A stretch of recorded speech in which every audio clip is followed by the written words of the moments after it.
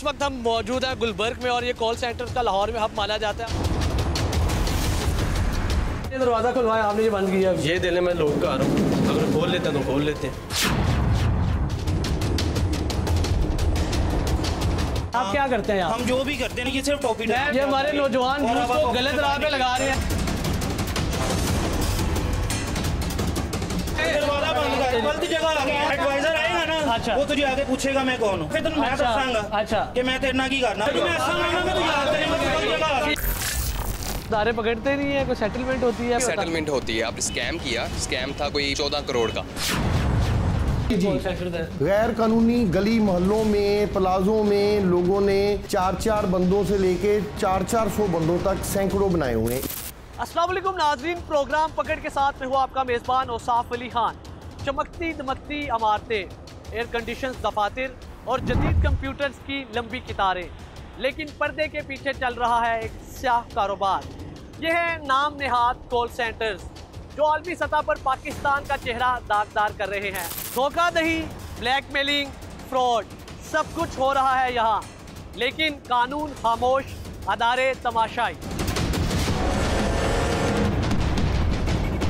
जी इस वक्त हम मौजूद हैं गुलबर्ग में और ये कॉल सेंटर्स का लाहौर में हब माना जाता है और यहाँ हज़ारों की तादाद में कॉल सेंटर है। एक कॉल सेंटर एक प्लाजे के बाहर आए हैं, अंदर चलते हैं और आपको अंदर की सूरत हाल से आगाह करते हैं।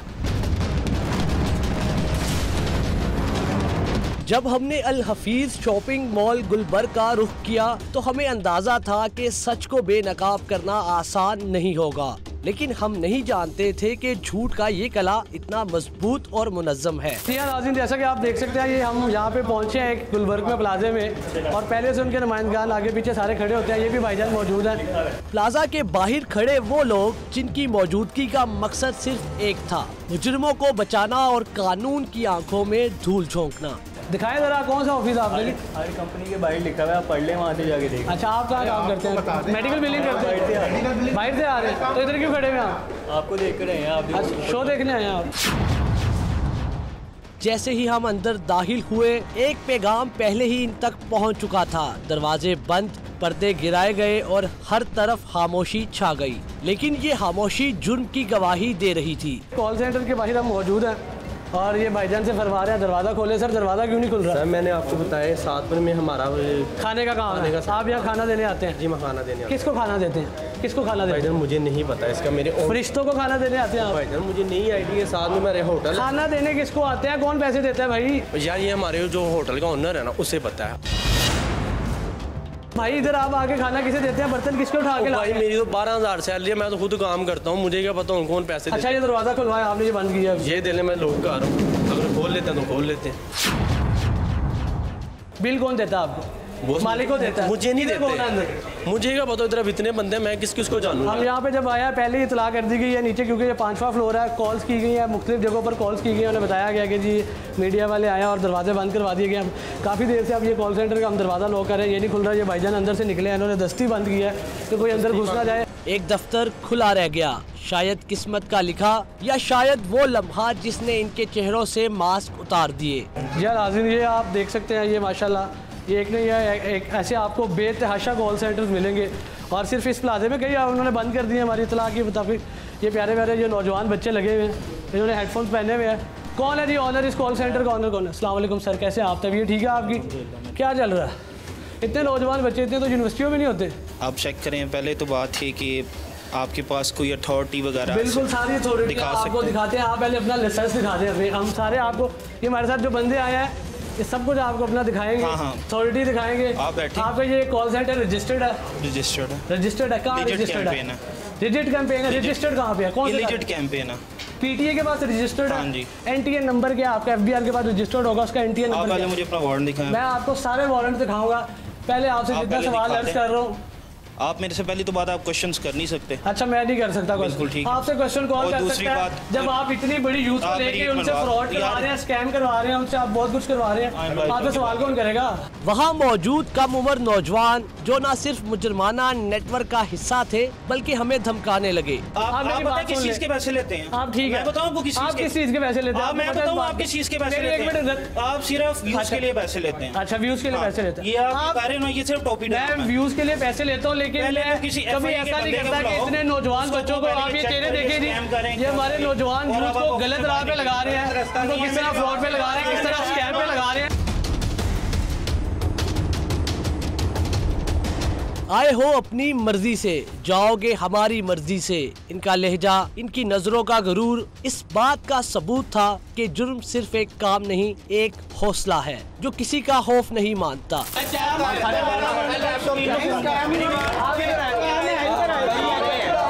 बात करें, आप हमें बार बनवाएंगे। चले जी भाईजान कह रहे हैं दरवाजा बंद करें। गलत जगह आ गया, नहीं पता क्या होगा? बंद कर दिया, स्कैम कर रहे हैं। अच्छा मैं तो जान दे, आपका रजिस्टर्ड है? मैं तुम दस अच्छा मैं बाहर जान देना। अच्छा क्या करेंगे? मैं दसना है तो बाहर निकलो, तो फिर मैं दसांगा। सर आप हमें जान से मार देंगे? मैं आपको बताता हूँ ना, जान से मार देंगे। पहले उन्होंने फट देने स्कैम कर रहे हैं। ठीक है, स्कैम ही नहीं कर रहे आप स्कैम लेना है। लाइव चला सारे देखेंगे। मैं सर आप स्कैम नहीं कर रहे, आप मेरा जब एडवाइजर आएगा ना, अच्छा, वो तुझे आगे पूछेगा मैं कौन हूँ, तू यहाँ से जाकर दिखा। मैं यहाँ से नहीं जा सकता, से भाई जान देना। कौन है तो पहले तो उन्होंने वारंट लगाओ, 15 पे कॉल कर। करे जी 15 पे, आप भी कॉल करें जी, 15 पे कॉल करें, कॉल कर। 15 पे कॉल करें। ये बंदा वहाँ फिर वारंट वहाँ फिर मैं दसांगा। अच्छा कि मैं तेरे ना की करना। ना दस आपका रजिस्टर्ड और साफ अली और साफ अली और साफ अली। पहले उन्होंने फट स्कैम कर रहे हैं। मैं ठीक है, भगवान मन्ना, ठीक है, मैं तेन भगवान मन्ना। आप स्कैम नहीं कर रहे। मैं तेन दसना, तू उधर बैठ के मेरे नाल गल कर। आप स्कैम नहीं कर रहे। मैं तुम दस, आप क्या कर रहे हैं, आप ये बता दें। अच्छा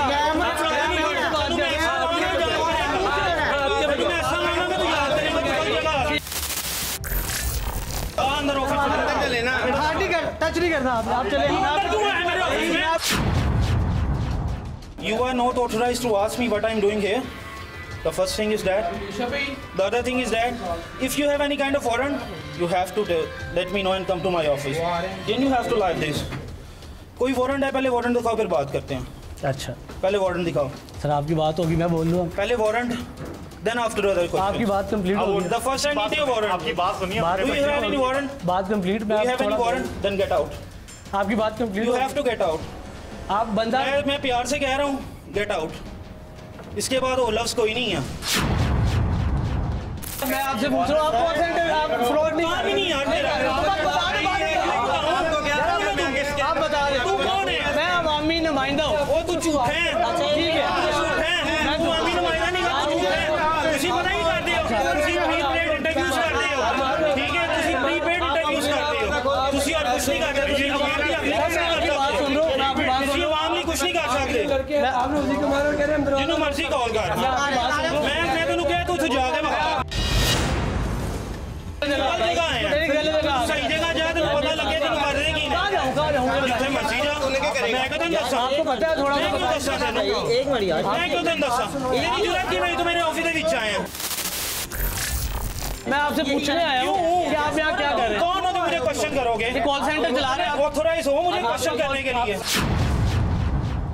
लाहौर में कितने कॉल सेंटर हैं अंदाजन? वैसे जाओ चेक करो। नहीं, वैसे आप अंदाजा, आप जाओ चेक करो। काम नहीं है आपके, वैसे आपको अंदाजा होगा। फर्स्ट थिंग, हम आराम से बात कर रहे हैं। हाँ जी। I am not authorized to answer you. अच्छा, if you have any warrant, अच्छा, give it me, I will answer you. ठीक है, आपकी बात कंप्लीट होगी। Do you have any warrant? मेरी बात, do you have any warrant? मेरी बात सुन ले। 15 पे कॉल की है? हाँ 15 पे कॉल करें जी, आप भी करें, सारे 15 पे कॉल करें। आप इतना बता दें कि आप यहाँ कर क्या रहे हैं। मैं तुम्हें क्यों बताऊं? लाहौर में इतने ज्यादा कॉल सेंटर्स हैं, फिर पाकिस्तान में इतने ज्यादा, कराची में इतने, मुल्तान में इतने, पिंडी में इतने हैं। हमारे लाखों नौजवान गलत रास्ते में लगे हुए हैं, हराम कमाई की तरफ लगे हुए हैं। हमारे नौजवान, How should you know if you don't have a knowledge about call center? मैं नॉलेज सारी, आप मेरे से नॉलेज है तो इसलिए वारंट लेकर सिस्टम नॉलेज नहीं है आप लोग। Okay, You guys are live? Is this live? हाँ, इसे लाइव चलाओ अब यार। अच्छा चल रहा है, बिल्कुल चेक कर। One person, no, भाईजान सिस्टम चेक करने की बात है, सिस्टम चेक करने की। the one person have to check the system. Okay, Then we will talk.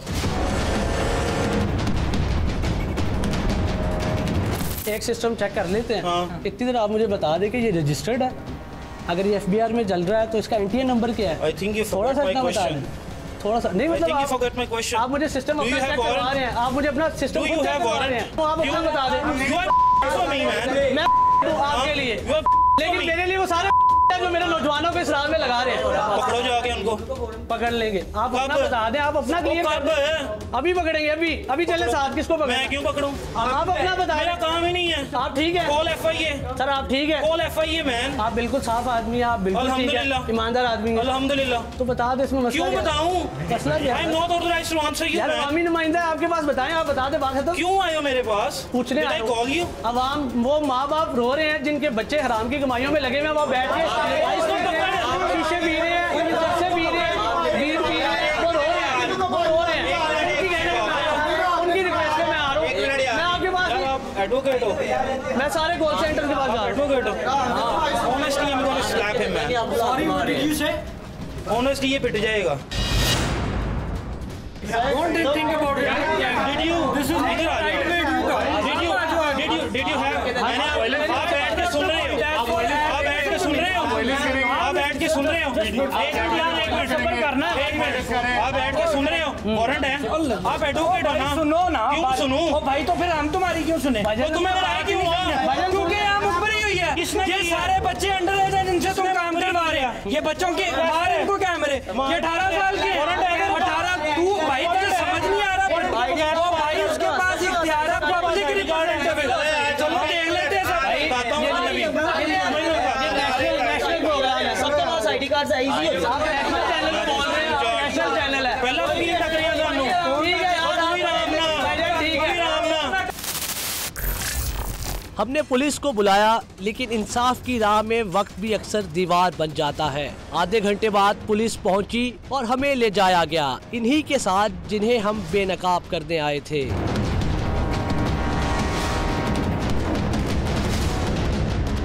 एक तरफ पकड़ की टीम झूठ की निशानदही कर रही थी, दूसरी जानिब सच के रखवालों का रवैया देखिए। ASI साहब का मीडिया नुमाइंदगान पर गुस्सा और धमकाना इस बात का वाज़ेह सबूत है कि दाल में कुछ काला है।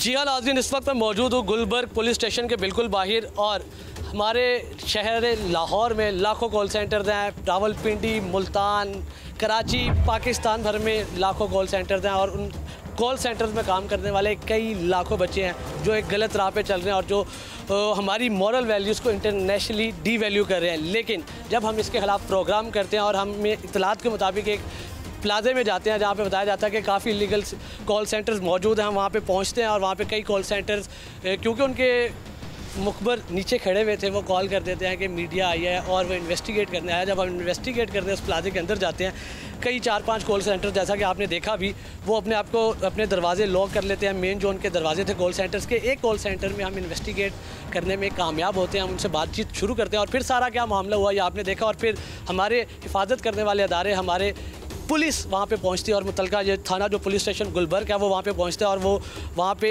हमें ही इन्वेस्टिगेट करने लग जाता है। हमें पुलिस स्टेशन लाया जाता है, हमारे अंगूठे लगाए जाते हैं और हमें कहा जाता है कि आप ये सब क्यों कर रहे हैं। और उन कॉल सेंटर मालिकान को मेहमानों की तरह और हमें मुजरमों की तरह ट्रीट किया गया। और पाकिस्तान में जो भी सच दिखाने की कोशिश करता है, पाकिस्तान में जो भी सच बताने की जुर्रत करता है, पाकिस्तान में जो भी माफिया को एक्सपोज करने की का हौसला रखता है, उसके साथ यही सलूक होता है। दारे पकड़ते नहीं है, कोई सेटलमेंट होती है, सेटलमेंट होती है। आपने स्कैम किया, स्कैम था कोई 14 करोड़ का। गैर कानूनी गली मोहल्लों में, प्लाजों में लोगों ने 4-4 बंदों से लेके 400 बंदों तक सैकड़ों बनाए हुए हैं।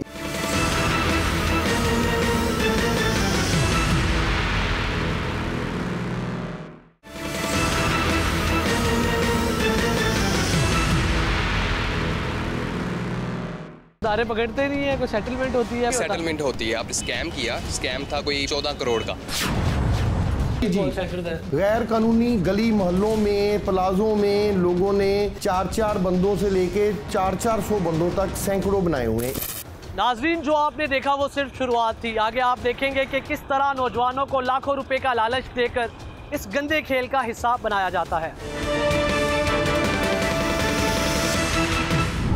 कॉल सेंटर एक फील्ड है ऑनलाइन, ये जो कस्टमर्स को मुख्तलिफ किस्म की जो प्रमोशंस वगैरह चलाते हैं। कॉल सेंटर बेसिकली ये जो इंटरनेशनल लेवल पे काम होता है। कॉल सेंटर जो पहले तो ये बताता हूँ कि पाकिस्तान में काम करते कैसे हैं भाई। ये होता है कि एक डायलर वगैरह होता है, वो इंटरनेशनल लेवल पे कॉलिंग के लिए यूज़ होता है। वो इसके लिए इंटरनेट भी एक अलग होता है, ठीक है। और सेकंड नंबर पे जो होता है वो कॉल्स नंबर जनरेट करके उसके अंदर लगाए जाते हैं। ऑटो पे मैनुअल भी होता है, ऑटो भी होता है। तो वो ऑनलाइन कॉल्स जाती हैं कस्टमर को, स्पेसिफिक कस्टमर्स होते हैं नेटवर्क के सेम, जो जिसको जो भी रिक्वायरमेंट होती है उसी हिसाब से उसको कॉल जाती है। तो ऐसे उनके साथ रीच आउट करते हैं। स्कैम मुख्तलिफ किस्म का स्कैम्स है। बिलिंग होती हैं, कस्टमर का बिल पे करते हैं। बिल पे मीन ये होता है कि ऐड गूगल ऐड चलते हैं, गूगल ऐड के ऊपर कस्टमर कहता है कि 30% डिस्काउंट पे बिल ऐड चलाते हैं गूगल पे कि 30% 40% डिस्काउंट पे आपका बिल पे होगा। कॉल आ जाती है उनको, फिर तो वहाँ से उसको वो बताता है कि मेरा ये नाम है तो मैं बिल पे करना चाह रहा हूँ। वो बिल पे करने के लिए आता है, वो अपना कार्ड देता है। वो जब पे करते हैं तो ये क्या करते हैं, जो कस्टमर के कार्ड फुल अमाउंट होती है, जितनी भी उसका बिल होता है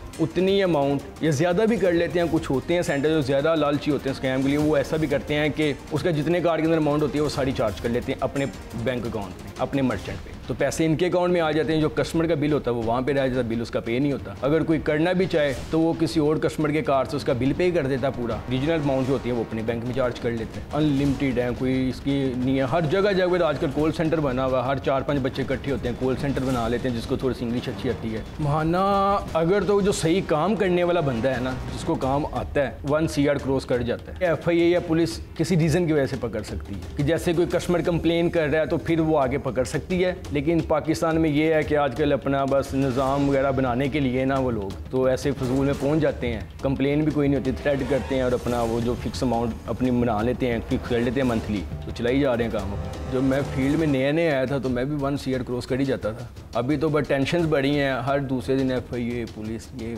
मंथली सेट करो, काम करो। अभी रिसेंटली एक दोस्त की हुई है 15 लाख में, नए मौके भी लिए और 5 लाख मारना फिक्स। और दूसरी बात, अगर ये हमें खुल के काम करने देना तो मिल के सारे पाकिस्तान का कर्जा तक उतार सकते हैं, इतनी इनकम होती है इसमें। अभी ये डर डुड़ के करते हैं, किसी ने कुछ कहीं छुप के छोटे छोटे ऑफिस बनाए हुए हैं, तो उनको इंटरनेट के कभी मसले, बहुत मसले आते हैं। जब फ्री हैंड मिलेगा तो फिर हर बंदा खुल के खेलेगा, तो उसी हिसाब से काम इनकम भी होगा।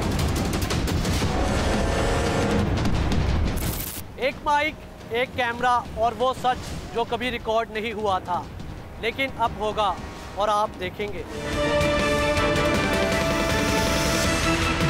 मेरा नाम अली हैदर है। आपको कॉल सेंटर के बारे में आज कुछ चीज़ें बताऊंगा। क्लाइंट है, उसको कॉल की जाती है कि हेलो सर, मैं जॉन बात कर रहा हूँ फॉर दिस कंपनी, और हमारी ये ऑफ़र है कि हमारी कंपनी आपको 50% या 40% डिस्काउंट प्रोवाइड करती है। और एक ऑब्वियसली एक जो अगला क्लाइंट होता है उसको एक चीज़ समझ लग जाती है कि मुझे एक डिस्काउंट दिया जा रहा है तो मैं इस ऑफ़र को वेल करूँ। तो वो उस ऑफ़र को वेल करने के लिए अपना बिल किसी भी एक थर्ड पार्टी से पे करवा लेता है, जो उसकी एक अपनी पर्सनल कंपनी या अपनी एक कंपनी नहीं होती। एक थर्ड पार्टी से वो काम करवाते हैं, जो ये कॉल सेंटर वाले होते हैं। और जब वो थर्ड पार्टी से अपना काम करवाते हैं तो उनके पास उनकी इन्फॉर्मेशन चली जाती है, वो उनका डिस्काउंट पे काम करते हैं। और जब उनका डिस्काउंट पे काम हो जाता है तो फिर ये लोग डिमांड करते हैं कॉल सेंटर वाले कि अब हमने आपका काम कर दिया, अब हम हमें पैसे दें। अब वो पैसे किस तरीके से लेते हैं, $100 की अमाउंट का एक बिल पे किया, कस्टमर को बोला कि आप हमें सिर्फ और सिर्फ $50 इसका पे बैक कर दें। और $50 के लिए ये लोग अपना एक अकाउंट देते हैं, और उस अकाउंट में क्या होता है कि जैसे ही वो अपना 16 डिजिट CVV और एक्सपायरी कार्ड नंबर की कुछ चीज़ें हैं, और अपना बिल पे करने के लिए $50 वो लेते हैं। और लेकिन इसके एक्सचेंज में वो क्या करते हैं, वो लोग उसके एक्सचेंज में क्या करते हैं, इनके पास एक ऐसे टूल्स होते हैं, ऐसी मशीन होती हैं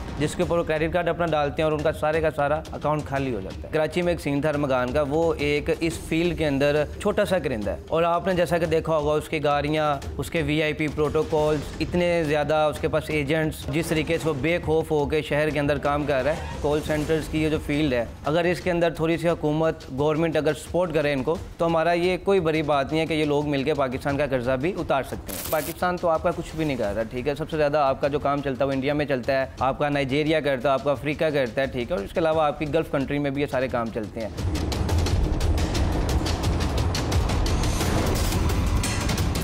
जी हाँ नाज़रीन, कॉल सेंटर्स पे काम करने वाले 90% से ज़ायद नौजवान होते हैं, और उनमें से आधी से ज़्यादा तादाद यूनिवर्सिटीज़ के स्टूडेंट्स की होती है। और आज हम लाहौर के एक यूनिवर्सिटी में आए हैं जहाँ पे तुलबा और तालिबात से पूछेंगे कि उनका कॉल सेंटर्स का कैसा एक्सपीरियंस है। तो जैसा आप देख रहे हैं काफ़ी स्टूडेंट्स यहाँ पे मौजूद हैं, और एक नौजवान भाईजान यहाँ पे भी मौजूद है। अस्सलाम वालेकुम भाईजान। वालेकुम सलाम जी। कैसे हैं आप? अल्हम्दुलिल्लाह, आपसे। तो आपने कॉल सेंटर पर काम किया हुआ? जी, मैंने किया हुआ है अपने एक्सपेंसेस मीट करने के लिए, लेकिन अब तो मैं एक ऑफिस में जॉब करता हूँ। इससे पहले मैं करता था। अच्छा, स्कैम होते थे वहाँ? जी बिल्कुल, स्कैम होते थे।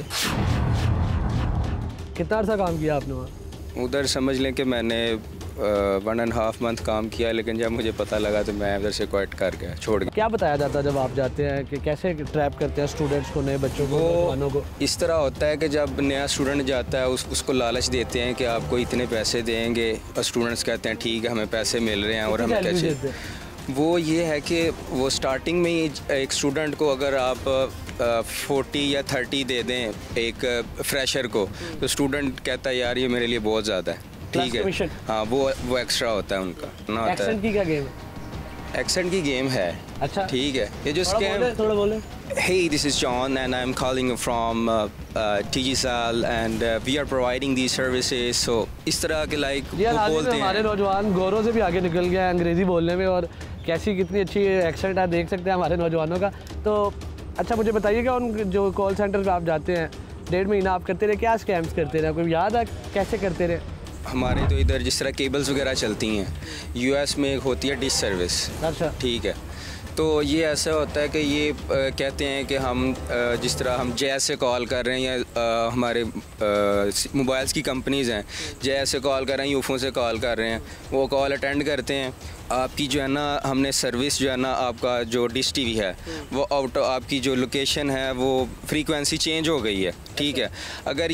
अगर आप अभी पे नहीं करते तो आपका जो है ये डिश टीवी बंद हो जाएगा, ठीक है। उनको इसी बात में बस ट्रैप करते हैं, वो लालच देते हैं जी। हाँ, वो लालच देते हैं, इनको अदारे पकड़ते हैं। अच्छा जी, अदारे पकड़ते हैं, जो ये फेक कॉल सेंटर चल रहे हैं इनको अदारे पकड़ते हैं। लाहौर में 1 लाख के करीब कॉल सेंटर है। एट द एंड यही होता है कि FI वाले भी आते हैं, उनको पकड़ते हैं, पैसे दे के वो छोड़ के चले जाते हैं। कॉल सेंटर का कभी इत्तेफाक हुआ, कभी कोई जॉब की खर्चा पूरा कर देगा? एक दफ़ा हुआ था, पॉकेट मनी के लिए। हाँ जी, एक दफ़ा हुआ था कॉल सेंटर का। हाँ जी। कितना अर्सा काम किया? यार मुझे तो 1 हफ्ता ही मैंने किया था, पता जो वो वैसे पता तो मुझे पहले दिन ही चल गया था ये स्कैम है। अच्छा। मगर 1 हफ्ता मुझे वो जब मेरे सामने स्कैम हुआ ना, फिर उसके बाद मेरा नहीं दिल किया। कितने पैसे ऑफर्ड हुए? मुझे 30+ हुआ था। और तो दूसरे सेमेस्टर में वो कमीशन है, वो आपकी एक आप सेल निकालेंगे उसके ऊपर आपको वो 5% 2% दे देंगे। अच्छा। और दूसरे सेमेस्टर में ये मेरे लिए बहुत ज़्यादा था, इस वजह से मैं 1 हफ्ता गया। मगर जब मैंने देखा कि स्कैम किस तरह का है, तो फिर। फर्जी नाम क्या था? फर्जी नाम मेरा था जैक।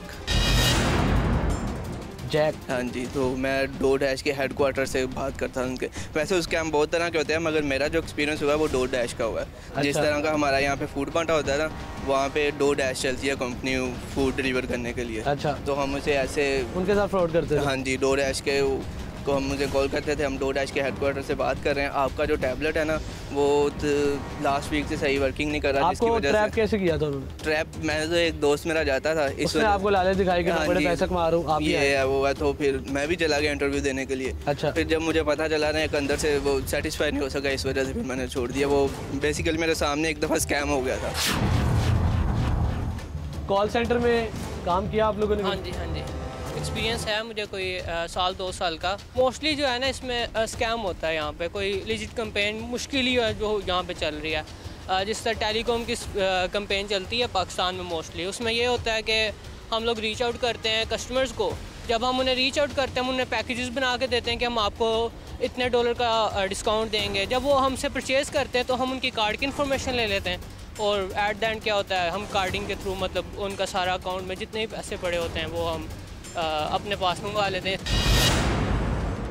कितने पैसे ऑफर हुए थे आपको? वैसे 70,000 80,000 ये ना नॉर्मल हर कॉल सेंटर। हाँ, बेसिक होती है। कमीशन डाल के कितने पैसे कमा लेते थे आप? 1-2 लाख। फिर तो यूनिवर्सिटी की फीस आप निकाल लेते थे माशाल्लाह। हाँ, वो हो जाता है, लेकिन बट ये है कि जब बंदे को खुद फील होना शुरू हो जाए ये स्कैम है, ये फिर मैंने छोड़ दी। मैंने कहा यार ये सही। 1-2 साल बाद आपको फील हुआ ये स्कैम है? 1-2 साल बाद कह लें। हाँ जी, इतना मतलब शुरू में आपको पता ही नहीं होता ना कि आप क्या हो रहा है, क्या हो रहा है। आहिस्ता आहिस्ता आप सिस्टम को समझते हैं। शुरू में तो कोई आपको ये नहीं बताता ना बेटा। ट्रैप कैसे किया गया था? बेसिकली हमें इस तरह किया गया था कि मैंने ऐड देखी थी कि आप आएँ और मंथली हम स्टूडेंट्स को हायर कर रहे हैं, कॉल सेंटर का काम है, और आपको 80 to 1 लाख। आप कहाँ पे देखी थी? ये ऑनलाइन आप फेसबुक पे देख लें। फेसबुक पे। फिर आपने अप्लाई किया? हाँ, अप्लाई किया। वहाँ पे उन्होंने मुझे ट्रेनिंग दी, 1 मंथ की होती है, अनपेड ट्रेनिंग होती है। नाम क्या था आपका? मेरा जॉन था वहाँ पे। जॉन कैसे बोलते थे, थोड़ा सा बोल के बताएं ना। Hey, good morning. My name is John and I'm calling you regarding to the Spectrum and TNT services. And can you please tell me which campaign in which campaign do you want to gain discount? What kind of discount do you want from our side? And basically ये होता है कि इस तरह होता है कि बिल्कुल ऐसे लग रहा है गोरा बात कर रहा है। कॉल सेंटर में कभी काम करने का इत्तेफाक हुआ? जी इत्तेफाक हुआ है, काम किया भी हुआ है। अच्छा, कितना अर्सा काम किया? मैंने तकरीबन 1 साल काम किया था। कैसे उधर रुझान कैसे पैदा हुआ? पहली बात तो ये कि जिस कॉल सेंटर में मैं काम कर रहा था वो एक लीगल कॉल सेंटर था, ट्रक डिस्पैच कंपनी थी, उसमें कोई इस तरह का स्कैम या कोई चीज़ शामिल नहीं थी। बट मेरे कुछ दोस्त हैं जिन्होंने काम किया हुआ है, कॉल सेंटर्स में काम करते रहे हैं, स्कैम्स करते रहे हैं, कॉल सेंटर्स में काम करते रहे हैं, और बाद में 1-2 दोस्त ऐसे उन्होंने 5-6 साल काम करने के बाद अभी अपना काम स्टार्ट किया है। और वो एक वर्ड यूज़ करते हैं कार्डिंग करके वो वहाँ से ही सारा अपनी जो भी फ्रॉड करते हैं। उनके पास US में अगर देखा जाए तो आम इंसान से जो आम लोग कमा रहे हैं उनसे तो कई ज़्यादा अमाउंट में कमा लेते हैं। फॉर एग्जांपल कि अगर एक आम इंसान जो है वो 40-50 कमाता है तो वो 5-6 लाख जो है वो एक दिन का भी कमा लेता है, अगर उनका दिहाड़ी जिसको कहते हैं वो अच्छी लग गई है तो। एक दिन की 4-5 लाख की दिहाड़ी जी वो इजीली लग जाती है। अभी इसमें हमने खुद चूज़ करना होता है कि हम हलाल तरीके से कमाना चाहते हैं या हराम तरीके से कमाना चाहते हैं। अब उन्होंने चूज़ किया वो हराम तरीके से कमाना चाह रहे हैं तो वो उनकी एक अच्छा, वो आपके दोस्तों को दारे पकड़ते नहीं है? कोई सेटलमेंट होती है, मंथली होती है, क्या चक्कर होता है उनका? आप ये कह सकते हैं कि सेटलमेंट होती है। अब रिसेंटली मेरा एक दोस्त है, उसने मुझे एक वाकया सुनाया कि उसने स्कैम किया। स्कैम था कोई मेरे ख्याल से 14 करोड़ का, पाकिस्तानी PKR 14 करोड़ का स्कैम था। तो उसमें उन्होंने एक ब्रिगेडियर को शामिल किया और उससे उन्होंने ये बात की कि आधे पैसे मैं तुम्हें शामिल दूंगा और आधे खुद रखूंगा और मेरे पीछे कोई बंदा ना आए। ठीक है, तो वो इसी तरह उनकी डील हो गई, तो उसके पीछे कोई बंदा नहीं आया।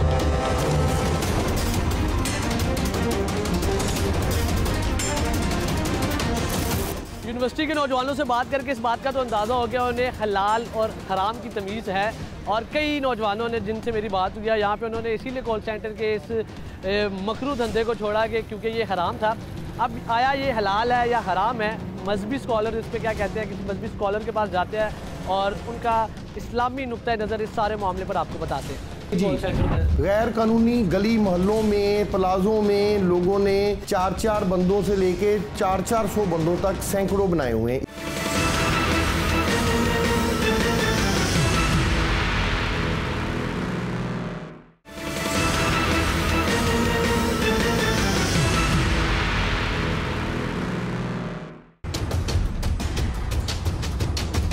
हमारे साथ मौजूद है मजहबी स्कॉलर इंजीनियर मुदस्सर रशीद साहब, जिनका एक बहुत बड़ा तारुफ ये है कि डॉक्टर इसरार अहमद साहब के बराह रास्त शागिर्द हैं। अस्सलाम वालेकुम सर।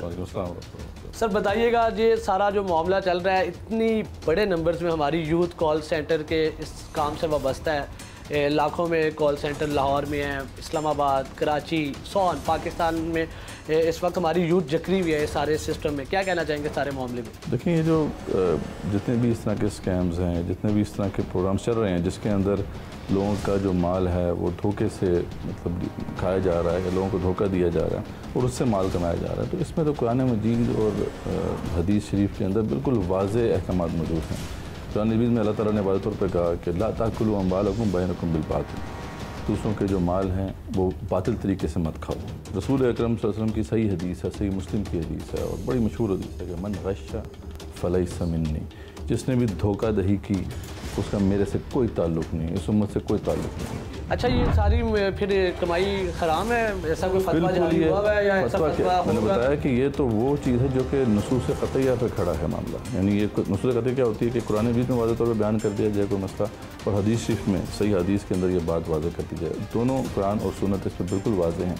इस पर बेशुमार फतवे आपको मिल जाएंगे कि इसमें अब कोई शक की गुंजाइश नहीं है। जो नौजवान ये सुन रहे हैं आपके प्रोग्राम को, हम आपके दोस्तों से उनको बताना चाहते हैं, खुदा के लिए अपने पेट में ये हराम ना भरें। ये आग है, जहन्नुम की आग है जो अपने पेट में। अच्छा, कई नौजवानों को ट्रैप किया जाता है, उनको मजबूरी होती है और फिर कईयों को नहीं भी पता होता कि वो जो ये सारा ऑपरेशन कर रहे हैं, जो उन्हें उनका ब्रेन वॉश किया गया और जिस प्रोसीजर से वो गुजर रहे हैं वो एक हराम प्रोसीजर है। बिल्कुल, वो हराम प्रोसीजर है। हम नौजवानों को, हमें खुद जो है ई-कॉमर्स का एक्सपर्ट भी हूँ और काफ़ी लोगों को हम इस तरफ लेके भी जाते हैं। नौजवानों को हम बार बार ये कहते हैं कि आप हलाल तरीके से बेशुमार ऐसे ज़राए हैं जिनसे आप पैसे कमा सकते हैं। अपनी स्किल के ऊपर काम करिए। जो स्कैम्स हैं या इस तरह के जो प्रोग्राम्स हैं उसके अंदर जल्दी तो आपको कुछ पैसा मिल जाएगा, लेकिन यह है कि यह हराम है जो अपने पेट में भरेंगे। इसके बरक्स अगर आप सिर्फ 2 महीने 3 महीने मेहनत कर लें, एक स्किल हासिल कर लें, आप आराम से अच्छे डॉलर्स कमा सकते हैं। इस्लामी जो कानून है, कवानीन है सारे मामले पर, जो ऐसे कर रहे हैं उनके लिए क्या सज़ा है? उसकी सज़ा यही है कि ऐसे लोगों को जो है एक तो फ़ौरन इनके बिज़नेस को बंद कर दिया जाए और इनको जो है अच्छी खासी सज़ा तय की जा सकती है ताज़ीरन। हदूद में जो है यही बात है, अगर चोरी हो रही है तो उसमें हाथ काटने की सज़ा भी है। अच्छा। लेकिन चलो उससे कम तर जो है इनको सज़ा देनी चाहिए, इनको जो है जेलों में डालना चाहिए।